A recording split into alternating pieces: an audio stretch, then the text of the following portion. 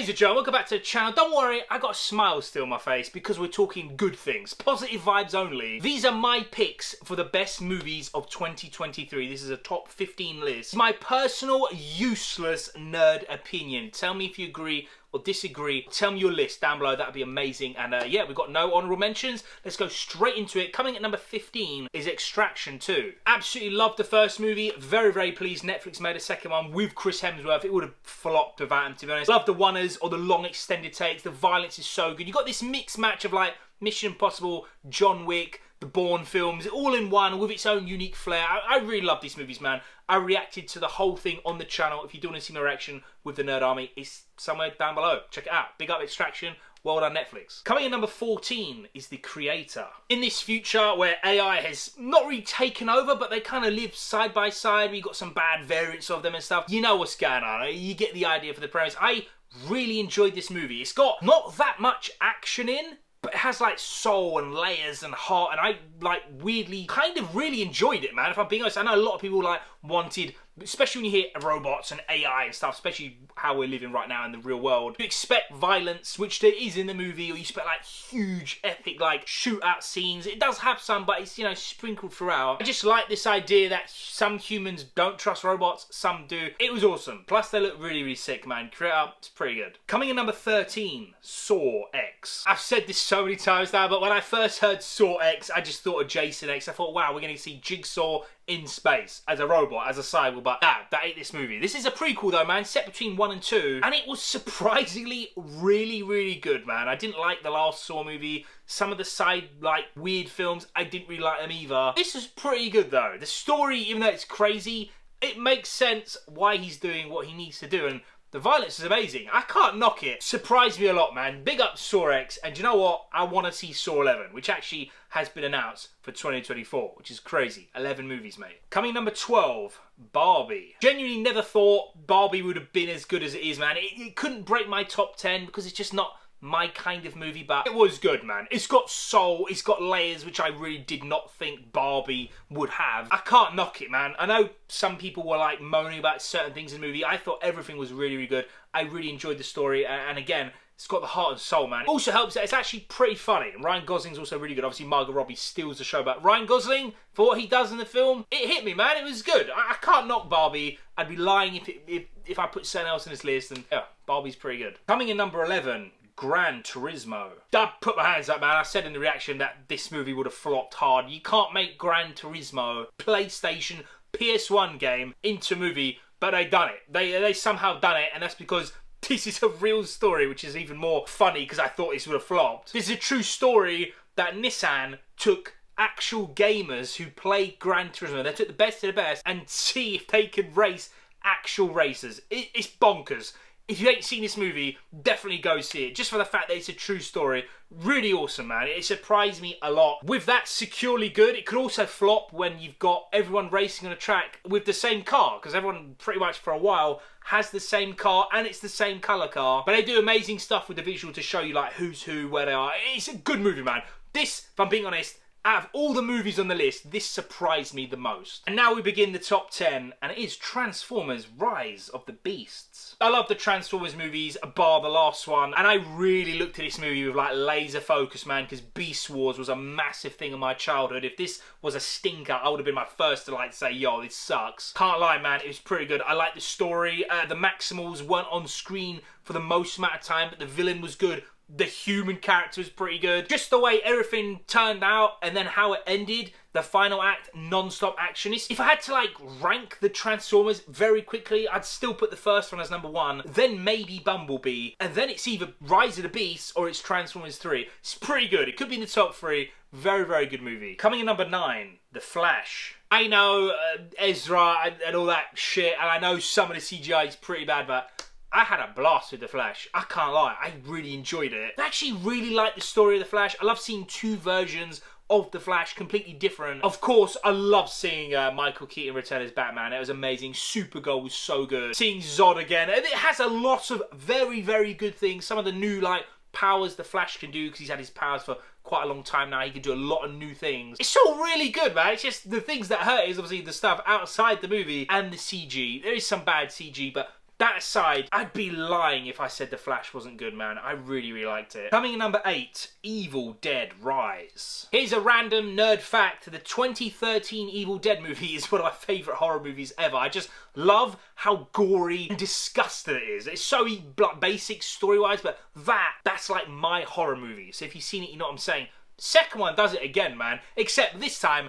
there's like kids and different family and mums and stuff, and no one's safe. No one is safe in this movie, and I love that they've done that. It wasn't like, you know, scary, but it was creepy and disgusting and violent and gory. It's everything I wanted it to be from a kind of sequel to the 2013 one. And yeah, I've got nothing else to say, man. I really love this movie, and yeah, please, third movie. Come on. Coming in number 7, Mission Impossible Dead Reckoning Part 1. Aside from Mission Impossible 2, I really do not like that movie. Aside from that, every single Mission Impossible movie, I think the lowest score I've ever given it is an 8.5. The world knows that when Tom Cruise makes a Mission Impossible movie now, you know you're going to get a bloody good story. The action's going to be insane. He's going to be doing some stunt where you're just going to be mind-boggled at how good it is. And it's just going to be a banger. And that's what this is. Another banger. And we've got AI involved again in this movie. And the way it ends, I can't wait for part 2, man. If part 2 lands as good as the first one, wow. What a set of Mission Impossible movies, aside from that bloody second film. Genuinely, zero complaints. Loved the characters. The action was so good. Again, this new like AI threat.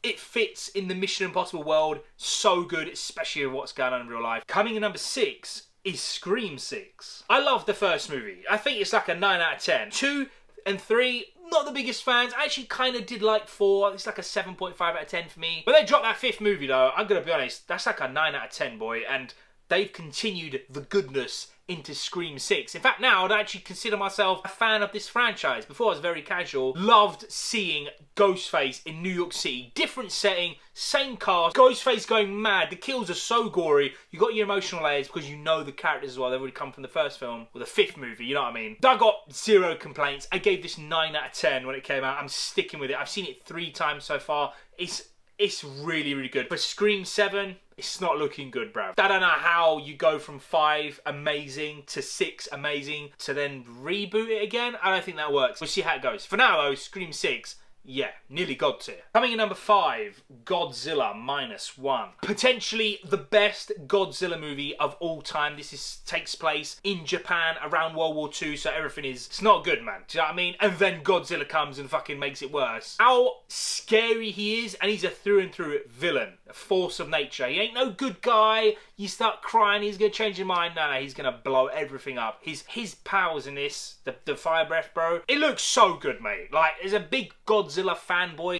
this was my movie, and it did the one thing, the impossible, ladies and gentlemen. It gave us good human characters. It's amazing how good a movie can actually be if you like everything. Because normally, especially with the new Godzilla movies, which I do love, but I always say in every review, the humans suck big Godzilla balls and they're just absolutely rubbish. But this time, they've done it. I gave this 9.5 out of 10. It is a must if you're a Godzilla fan. Coming in number 4, Guardians of the Galaxy Volume 3. Marvel's my favourite franchise ever, so to have this, you know, the MCU version of a Marvel movie in the top 10, as high as 4, makes me very, very happy, man. James Gunn. Flawless trilogy. This is so emotional. I don't even want to talk about it. All the stuff with Rocket and the backstory, genuinely crying like a man baby in the movie theatre. I thought it was a one-off. I watched it again on Blu-ray. Yeah. Crying again, mate. All the characters, as always, so good. James Gunn, man, he knows what he's doing, especially with the comedy, man. I'm, again, not the biggest comedy fan. This is very funny. Action's great. Adam Warlock, mate, so awesome. Love this movie. Very good. Also, the villain's pretty good as well. Yeah, big up James Gunn. Go to DC now. Hopefully you do the same goodness over there. And now we have arrived at the top 3. These are the only 3 movies that I gave the God tier 10 out of 10 status to. Any day, they just could interchange. That's my little disclaimer, but for now, I'm leaving it like this. Coming in 3rd place, Across the Spider-Verse. Again, about the whole Marvel franchise thing. Seeing this in number 3 makes me very happy. Spider-Man's my 2nd favourite comic book character ever. I do think this is better than Into the Spider-Verse. I gave that a 10 as well. By the way, if the 3rd one comes out and it's a 10, it could be, I mean, arguably, you have to say, the facts are the facts, bro. It's probably one of the best trilogies of all time. Miles, Gwen, both so good. The chemistry's amazing. Visually, I mean, it's just one of the best looking things my eyes have ever seen. I love so much. Some of my favourite things, yeah, multi-dimensional stuff, different variants. I love it, man. I've always loved that. Seen so many versions of Spider-Man, and of course, 2099, one of my favourite, my second favourite Spider-Man suit ever. This was amazing. Villain was good, links into the first one, no spoilers, don't worry. Really, really grateful, man. This could have been number one on any given time of the year if these other two movies didn't come out. Coming in second place, Oppenheimer. I think a lot of people will put this as number one, rightfully so. This is a 10 out of 10, bloody god tier movie. Cillian Murphy, even Robert Downey Jr., they deserve all the Oscars. Just give them everything. I am like fascinated with like nuclear bomb stuff. Seeing this, no CG, that experience in IMAX, I went with my dad, it was so good. It's one of those things, if you didn't experience that in IMAX, you definitely missed something. It's gonna hit hard if you've got a surround sound thing and you know, you've got your big ass TV, it'll hit good, but it won't hit the same. Seeing all the politics and how they done this bomb because of World War II, the big one, that just still kills me now. Obviously this is a true story. There was a thing saying like, they might push that button, bruv, and literally blow the planet up. They didn't know 100%, and they still clicked that thing, man. That is the thing that... It's amazing. Like, this was just a movie. It would have been really good, but it really is kind of low-key scary that this is a real thing that really happened. Oppenheimer is bloody god tier. And now we've arrived at number one. This movie is the fourth in a franchise. It's one of my favourite franchises of all time, and it gets better and better and better. And at this rate, I mean...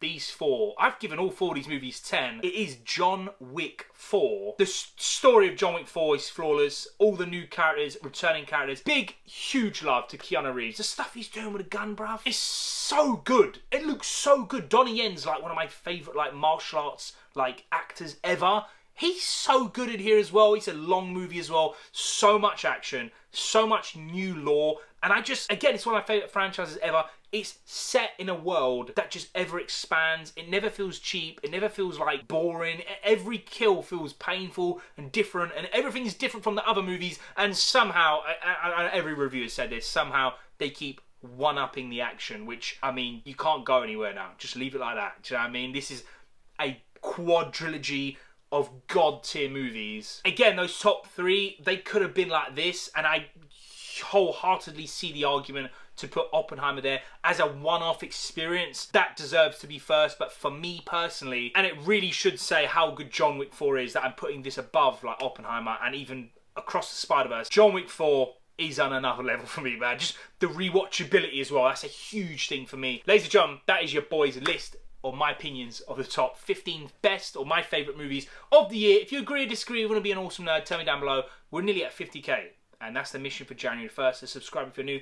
Thank you so much for watching, man. Hopefully 2024 has back-to-back bangers. Very soon, I will be doing the worst movies. I just need to watch, funny enough, Aquaman 2, in case it makes the list. And then at the end of the year, right at the end of the year, I will be doing the top 10 best shows. Stay tuned for them. Thanks for watching. See you in a bit. Peace.